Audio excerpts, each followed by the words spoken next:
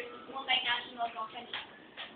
Environmental accountability is a very big duty. Just because you saw someone throwing garbage once doesn't mean that you have to make that person liable of your of harming your environment, and thus making that person accountable for your environment welfare.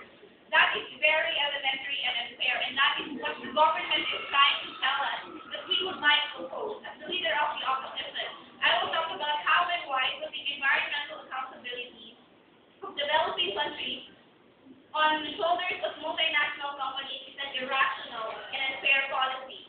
Multinational companies should not be accountable for the deterioration of the conditions of environment in developing countries. Environment is a global problem, and it's a vast and diverse issue, producing environmental harm such as deterioration of ozone layer, devastation of water bodies, and air pollution, among others, that resulted from the problem of overpopulation. Environment responsibility is a universal concern and should be addressed to everyone. In the context of environmental accountability for multinational companies, the weight of environment problems, which is supposed to be a cooperative undertaking of everyone, is placed alone on the shoulders of these multinational companies, thus creating an unfair and incorrect approach to the problem.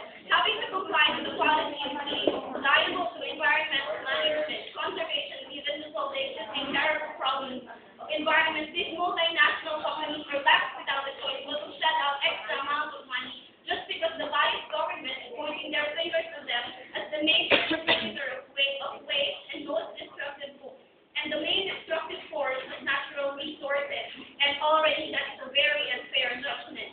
Multinational companies provide us the products and services that we need. They both are accused of cutting down forests in South Africa.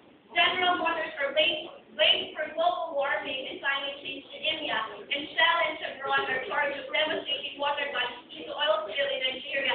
What we do not understand is that they both will keep on cutting down forests because people in Latin America demand tons of papers.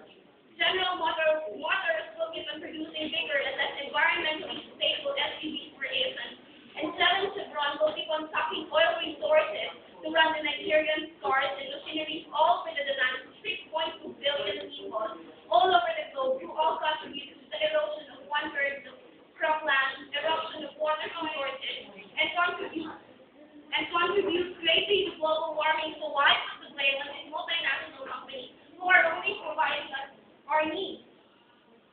And if they're, yes, how do you say that this is an irrational policy with a greater portion of the environmental and